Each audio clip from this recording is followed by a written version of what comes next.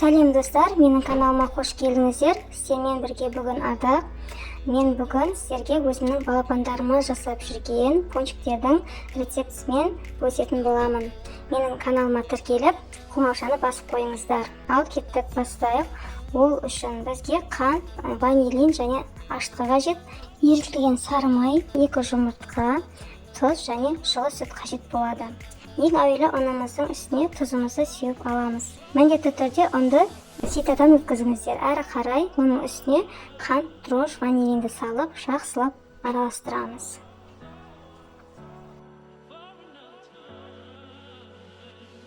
Келесі сүтіміздің үстіне 2 жұмыртқамызды саламыз. Одан кейін барып, ерітілген майымызды құйып, венчикпен араластырып аламыз.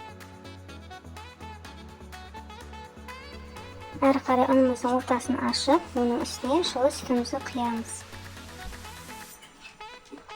Енді жақсылап қамырымызды илейміз.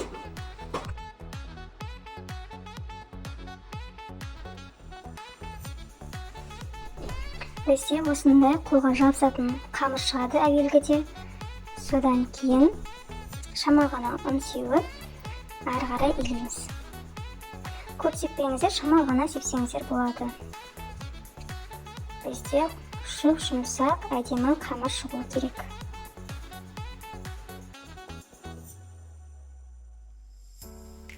Мінекей достар, бізде осындай қолға жабысатын жұмсақ, әдемі қамыр иленді. Енді бетін салафанмен жауып, одан кейін барып, орамалмен жауып, жылы жерге 30 минутқа қойып қоямыз.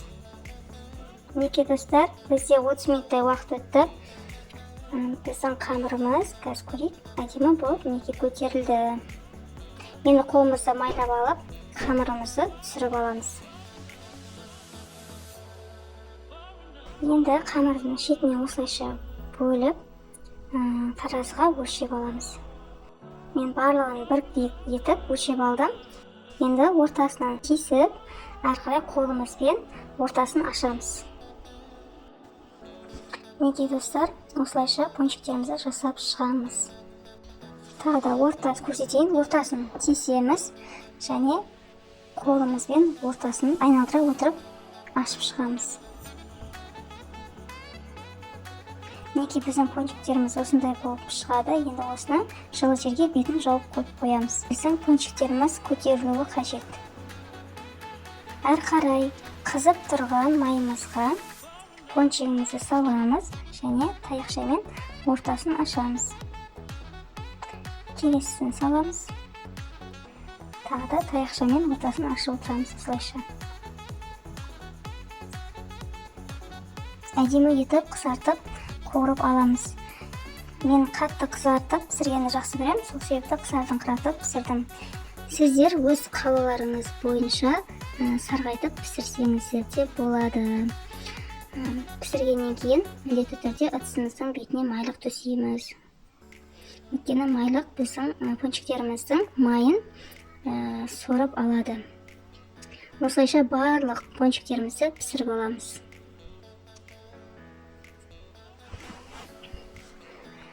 Пончиктеріміздің бетін әсемдеу үшін бізге осындай материал шоколады қажет болады. Оны бөліктерге бөліп аламыз. Және оның үстіне 1 қасық сұйық май құямыз. Әрі қарай микроволновкада ерітіп аламыз. Мінекей біздің шоколадымыз еріді. Жақсылап араластырамыз. Осындай болып шықты біздің пончиктеріміз. Енді суыған пончиктерімізді шоколадқа батырып, бетіне осындай әдемі дәндер, моншақтар себетін боламыз. Мінекей достар, видеода көрсетілгендей, осылайша пончиктердің бетін шоколадқа батырып аламыз.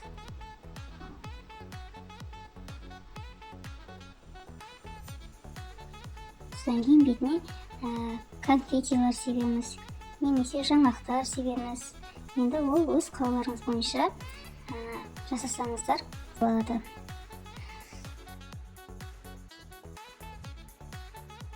Мінекей достар, менің балапандарыма жасаған пончиктерім осындай болып шықты. өте дәмді, күшті болып шығады. Сіздер де міндетті түрде балапандарыңызға жасап беріңіздер, бір қуанып қалсын. Қазір ортасын кесіп көрсететін боламын сіздерге. Мінекей, ортасы осындай әдемі болып көтеріліп піседі. Ешқандай да ортасы қамыр болып қалмайды. Жұмсақ, дәмді болып шығады. Ал менің видео рецепттерім сіздерге ұнап жатса, менің каналыма тіркеліп, лайк басып, комментарий жазуды ұмытпаңыздар. Алдағы уақытта бұдан да күшті, жақсы рецепттер болады. Сондықтан да менің каналыма тіркеліп, қоңыраушаны басып қойыңыздар. Менімен бірге болғандарыңыз үшін көп рахмет, және келесі кездескенше сау болыңыздар, достар.